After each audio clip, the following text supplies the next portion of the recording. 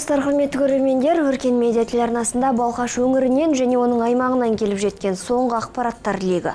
Ал хабарды жеткізуші Гүлшат Қайратқызы алдымен бүгінгі күнге қысқаша шолу.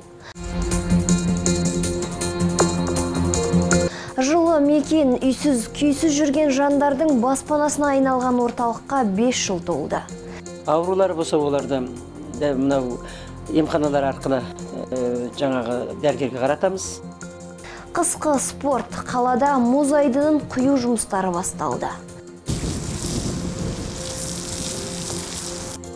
Тарихи шығарма, журналист, жазушы Жанболат Башардың жаңа кітабы жарыққа шықты. Жазылмаған нәрсе.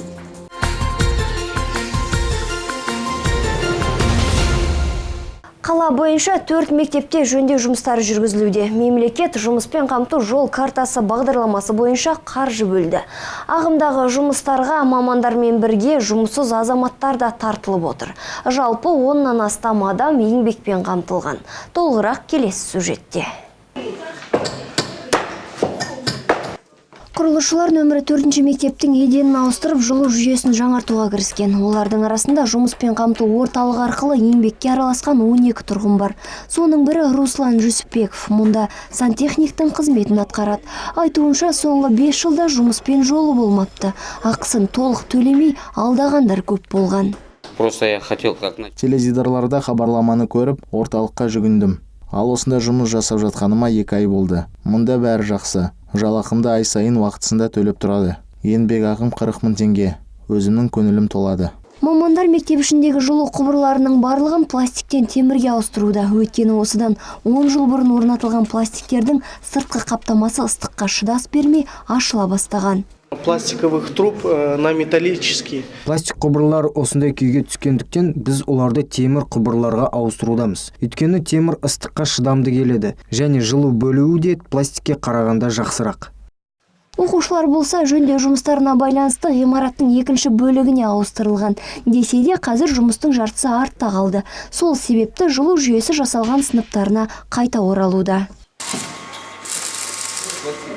Мұндай жөндеу жұмыстары бұдан өзге 7-ші, 17-ші және нөмірі 2-ші мектеп-интернатта жүргізілуде. Құрылысшылар бірінде асхананы жөнге келтіріп жатса, бірінде акт залын жаңартып, жаңадан шатыр орнатуда. Ал оған жұмыспен қамту жол картасы бағдарламасы бойынша 24 миллионнан астам қаржы бөлінген. Гүлшат Байтөкешова, Асхат Тоқпаев, Өркен медиа. Жанашыр оңалту орталығына 5 жыл толды. Аталмыш мекеме 2011 жылдан бері далада қаңғып қалған жандарға көмек көрсетуде. Ал онда келетін адамдардың әрқайсының тағдыры бөлек. Десе де соған қарамастан, ондағы мамандар оларға бас көз болуды, жоғалған құжаттарын жасатуды өз қолдарына алған. Геннадий Югай қатты аяздың салдарынан бір күнде үйінен және жұмысынан айырылды. 2 жыл бұрын далада қалып, аяғын сүріп алған. Ауылда шопыр болып жұмыс істеген ер адам Балқаштағы орталық ауруханаға жеткізіледі. Алайда ем аяқталғаннан кейін оның барар жері болмаған. Содан осында келеді. Осы орталықтың директоры Дәкен Шакен қызы маған көп көмек көрсетті. Мүгедекке құжат тапсырып, маған жәрдемақы алуыма жәрдемдесті. Протез аяқ жасатты. Қазір жүруді үйренудемін. Жұмыс істеп ақша тапсам деймін. 5 жылдың ішінде барар жері жоқ 300-ге жуық адам осында пана іздеп келген. Оның 26-сы осында жоғалтқан құжатына қол жеткізсе, 11-і алғаш рет жеке бас куәлігін алған. Және 5 адам тұрақты жұмыспен қамтылған. Мүгедектер мен қарттар үйіне орналастырылғандар да бар. Олардың саны 4-еу. Бұлар енді мың жерден даладан келгенмен бұлар да адамның баласы ғой. Әрине даладан келгенде бұлардың түрін адам айтуға болмайды, киім кешегін адам айтуға болмайды. Біз оларды жаңағы киімдердің бәрін тастатқызып, осында қала тұрғындары үйде өздерінің кимейтін, неден қалған киім кешектерін әкеп береді. Соларды кигіздіртіп, біз бұларды сондай адамдық қалыпқа келтіртеміз. Аурулар болса оларды мынау емханалар арқылы жаңағы дәрігерге қаратамыз. Жанашыр орталығы 8 адамға арналған, алайда мұнда қазір орын жоқ. Күн суытқандықтан даланы кезгендер орталыққа жиналыпты. Мұнда жатын орын тегін болғанымен тағам жағы қиындау. Сол себепті орталық кез келген көмекке разы. Жылы киім, азық-түлік оларға үнемі қажет. Гүлім Аята, Ильяс Тукибеков, Өркен медиа. Қабір үстіндегі зұлмат. Қазақстан жазушылар одағының мүшесі, Балқаш өңірі газетінің редакторы кезекті туындысын осылай атады. Жанболат Башар бұрын соңды ешкім жазбаған кітаптың тұсауын кесті. Көпшілік оқырманға арналған кітапты таныстыру рәсімі Астана қаласындағы балалар кітапханасында өтті. Оған еліміздің біртуар азаматтары қатысты. Ал жалпы Қабір үстіндегі зұлмат деп аталатын повест 256 беттен 2 бөлімнен тұрады. Онда жазушы бұрын соңды жазылмаған, айтылмаған 30 жылдардағы тоқырауын көтерілісі мен ашаршылықты тілге тиек етіп, ел тарихын әңгімелейді. Және 1000 данамен шығарылған оқулық Астана, Алматы, Семей, Балқаш қалаларындағы кітапханаларға таратылмақ. Бұл жазылмаған нәрсе. Сосын бұл не үшін керек? Бұл біз тәуелсіздігімізге биыл 25 жыл болып отыр, ширек ғасыр. Тәуелсіздіктің бағасын білу үшін біз халқымыздың өткендегі өксікке толы күндерін неғұрлым келер ұрпақ соны өздерің жақсырақ білсеңдер, соғұрлым тәуелсіздіктің қасиеті менен қадіріне тереңірек түсінесіңдер. Қысқы спортқа қарқынды дайындық қаламызда мұз айдынын құю жұмыстары басталды. Алайда оның қашан ашылары белгісіз, өйткені ондағы мұз қалыпты деңгейде болу үшін ауа температурасы кем дегенде -5 болып тұрақтануы тиіс. Ал емін-еркін сырғанау үшін мұздың қалыңдығы 10 сантиметрден асуы қажет. Бүгінгі күні Металлург стадионының хоккей корты құйылып отыр. Құйылып жатыр. Осы келесі демастан бастап жұмысын табиғаттың байланысты бастау керек. Ал басқа мектептің корттары жаңағы технология жағынан жасыл алаң болғандықтан оған қар керек. Қар 10-15 сантиметр түскеннен кейін оны тапталып, содан кейін ғана құйылатын болады. Математиканың болашақ мықтылары Астана қаласында өткен республикалық арифметикалық сайыста балқаштықтар топ жарды. Оған шаһарымыздан барған 15 баланың 4-еуі есепке жүрг екендіктерін дәлелдеп шықты. Додада оқушылар сандарды ой елегінен жылдам өткізіп, тапсырмаларды тез шешуден жарысты. Ал сондағы үздік жас математиктердің бірі атанған Айым Сейдахмет қызы. Ол бар болғаны 5 жаста болса да 1 минуттың ішінде 60 есепті уақытынан бұрын аяқтады. Осылайша қатарластарынан озып шықты. То есть там всякие нам... Маған саусақтармен ойша есеп шығарғанын айт. Мектепте де тапсырма бергенде бірден ментальды арифметиканы есіме түсіремін. Олимпиадада еш қиын болмады, тез есептеп шығардым. 5 пен 12 жасар аралығындағы бүлдіршіндердің есте сақтау қабілетін арттырып, логикасын дамыту мақсатында ұйымдастырылған сайысқа 60 бала қатысты. Оның ішіндегі 15 бала Балқаштан барды. Олар ересектер бүлдіршіндер тобы болып екіге бөлінді және қатысушылар 1 минуттың ішінде 60 сұрақтан 100 сұраққа дейінгі есепті ойша жауап беруден таразыға түсті. Нәтижесінде жерлестеріміз шапшаңдықтарын көрсете білді. Жарыстан 10-ші мектептің 4-ші сынып оқушысы бас жүлде алса, нөмірі 17-ші мектептің даярлық сыныбының оқушысы 1-ші орынға қол жеткізді. Және 9-ші мектептің 2 тәрбиеленушісі күміс медальмен марапатталды. Бұл жалпы баланы 4 жастан 12 жасқа шейінгі балаларды 5 жағынан дамытады.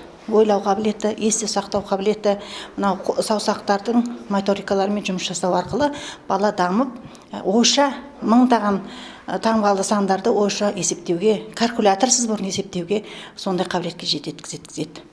Мен тәуелсіздікті суретпен жырлаймын. Осындай бағытта сиқырлы жапсырма атты республикалық интернет байқауының қорытындысы белгілі болды.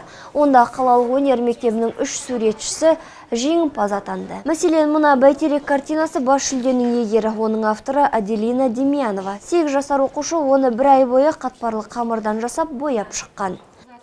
Я сделала соленое тесто. Мен бұл картинаны өзім ойлап таптым. Оны қамырдан жасап гуашпен боядым. Онда бәйтерек, Қаран, қазақша оюлар салдым.